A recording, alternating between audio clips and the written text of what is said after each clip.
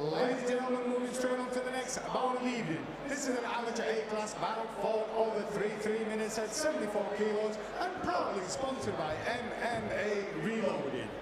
Your first fighter, stepping into the cage and fighting out the red corner, Juan and Inseto.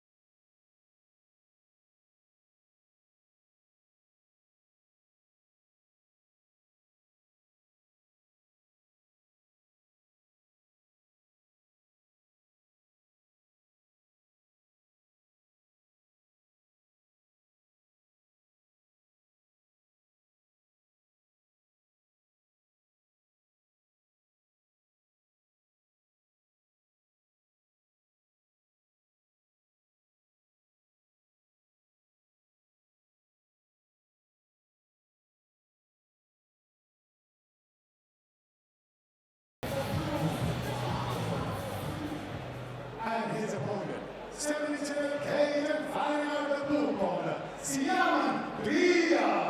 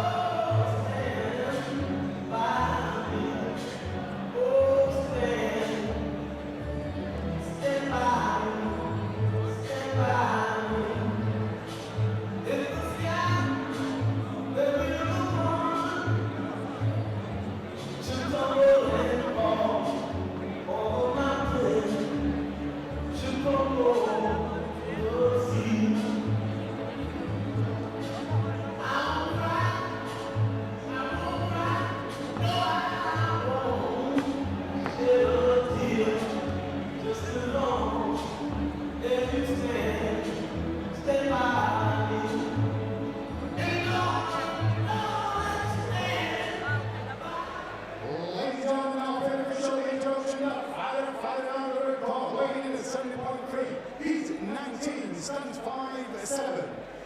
He fights out of Mazda, Liverpool, and hails from Southeast Central, Juan Inseto. And his opponent fighting out of blue corner, weighing in 73.4. He's 22, stands 5'10". He fights out of Frontline Academy and hails from yes side, Seyamund, Rida. Your referee, Mr. Simon Stepnitsky. Well, ladies and gentlemen, we got a little bit of an international flavor here as Juan Inseto fighting out of the Masada gym in the red corner. He's in the white and blue tie shorts. He takes on Frontline Muay Thai's Seyamund, Rida. And they start straight away. Rida with a nice fake of the right hand to get the takedown here. Big takedown there from Rida. Again, in the front line, Muay Thai guy goes straight for the takedown. Oh, yeah. Nice work from Juan Inseto there to get his base back underneath him and stand up. He's looking to try and take the bit. Oh. Gets returned back, but back up to his feet, taken down again. No danger of that choke right now. Rida now looking to just establish his position. Inseto making his amateur debut. Chooses to pass. Oh, looked like he was going to try and step over into mount, but rather than going for a knee slide across, he tried to just do a big step over like he was getting on a horse, and that gave him the space to stand up to his feet. Rida had been in there a couple of times. Still staying heavy on that head. Trying to control that head and neck is Juan Inseto, but dropped in the side control now. And there's just not a lot of spreading of the base when he's trying to defend against these takedowns. He's going for underhooks, but they're not very deep. He can only seem to get his wrists in. And I think that's why he's struggling right now to stop the takedown from happening. He was holding on to that head for dear life, but that was a couple of heavy hammer fists, and it just looks like Seyamund Rida is going to be able to control his man from here, flattens him out, starts chipping away. Inseto's got to find a way of getting those hooks out. Otherwise, he's going to get flattened out here. Again, absolutely. Just readjust that position as Rida, and heavy using shots. That wrist right to his advantage. Blocking Inseto from being able to defend himself on that left-hand side. That just rolls with him now. Both those hooks in, got the back. And back to the uses that into the... It's really wide open half guard. It's wide open. And knee on belly, sits on top. But a lot smarter there with taking the mount, went knee on belly rather than just stepping over, learned from last time. And now just landing some pretty solid shots here on Inseto. Inseto covering up, but that's all he's doing at the moment. He's not offering much in the way of any offense at all, and not offering much in the way of defense other than trying to get his... No, we didn't get to see very much of them on the feet, so we don't know maybe if Inseto would have a significantly better 15 chance of winning, seconds left, 10 now, but these are... He's getting blown out of the water here. Loads of shots landed. Nothing that's going to finish, but is the referee going to let him survive till the next round? He does. They're big shots. I mean, they're not necessarily looking like they're causing a lot of visible damage, but you can see that they're heavy. Big takedown there, ends up in a really open three-quarter guard, let's call it for a moment. I think it's safe to say that the ground isn't where Inseto is most comfortable. No, I would concur with that. I mean, he covers up and he just eats shot after shot, and there doesn't seem to be a lot of awareness about what position Rida might want to advance to next. It seems almost like it's come as a surprise every time Rida transitions from position to position. And perhaps a bit harsh, but wouldn't have even complained about a stoppage towards the end of that round. He just he ate shots. He didn't answer. He gave nothing back. I wouldn't. He's definitely just. There's a massive skill. He survived. Yeah. There's a massive skill. I don't know if I would agree that it should have been stopped, because I don't know if there was necessarily the amount of damage needed for that. But it was a one-sided. Yeah. How many unanswered shots though? There was a lot, but there were fewer. Yeah, they were spread out. Yeah. It wasn't like he did it all within the space of 30 seconds. He landed a lot of shots over. Well, you would imagine if there's any justice in the world, he's just plopped himself out to a 10-8 lead. Let's see if he goes straight for that. Straight for the takedown again. Changes the level, underneath the hips, hands clasped, picks him up, dumps him down, and now going to crawl up.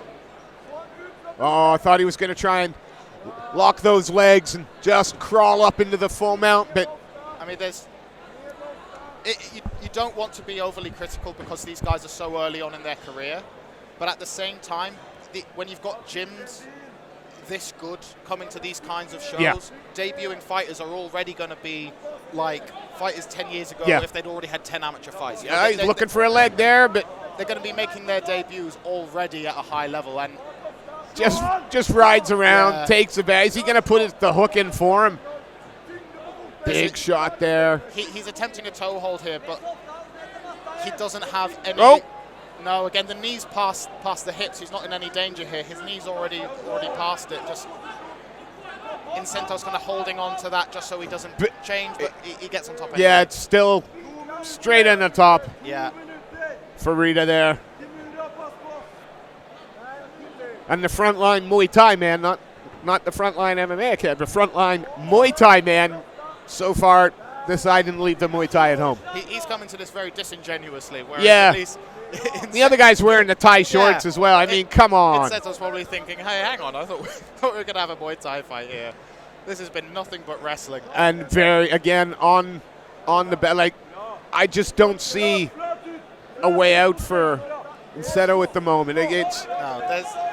He's not going to be able, no matter what his corner tell him. He ain't getting up. He's not going to develop the years of Brazilian Jiu-Jitsu that Ryder's clearly been investing in. You know, every single time he tries to change position, Ryder knows what he's doing. He adjusts. Got those hooks tight in again, going to look to try and flatten him out. And he's not, to be fair to him, he hasn't even pretended to look for a submission just yet, although I thought for a moment he was setting up the head and arm. I think he's more than happy just transitioning I'm just going to keep punching you. Yeah. Sooner or later.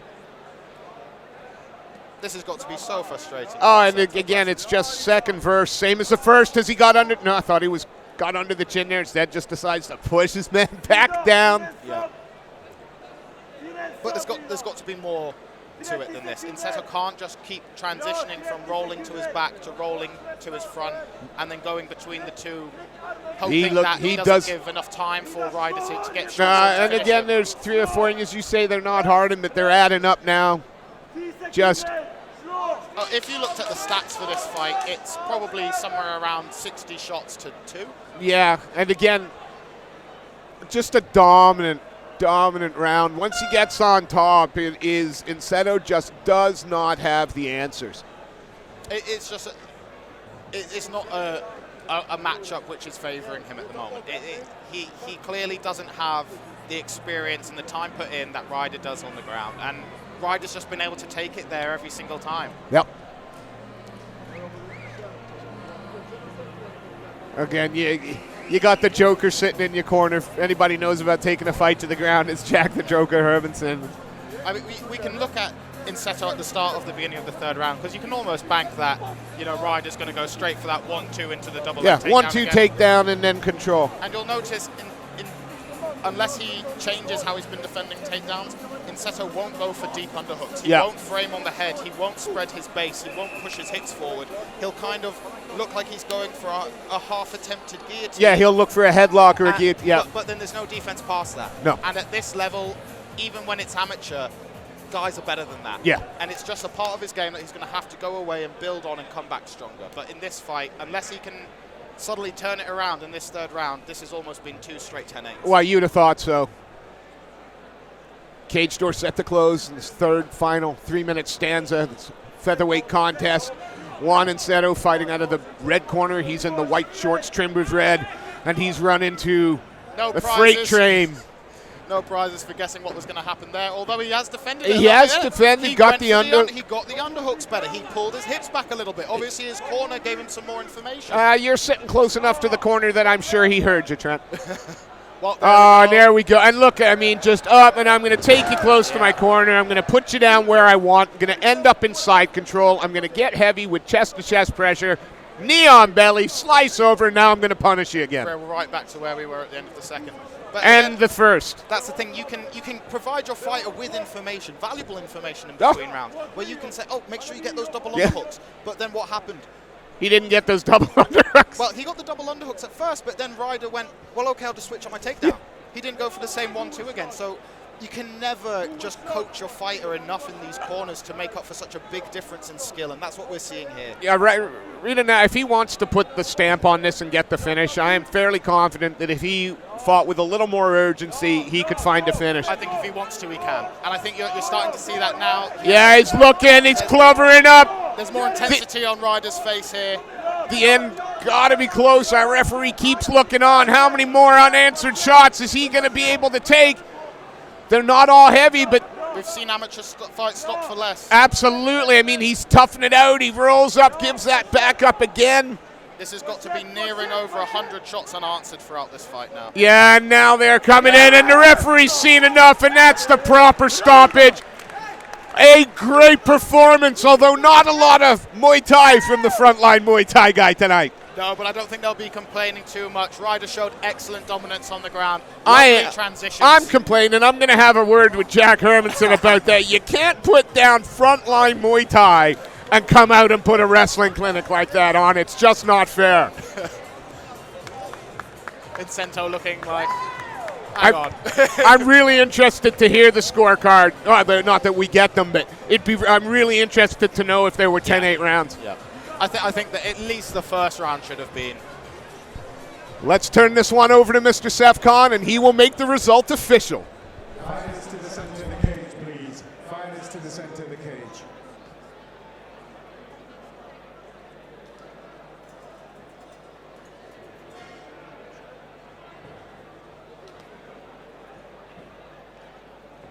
Ladies and gentlemen, after 1 minute 38 seconds of the third round, your referee, Mr. Simon Stadnitsky, calls a stop to the fight, declaring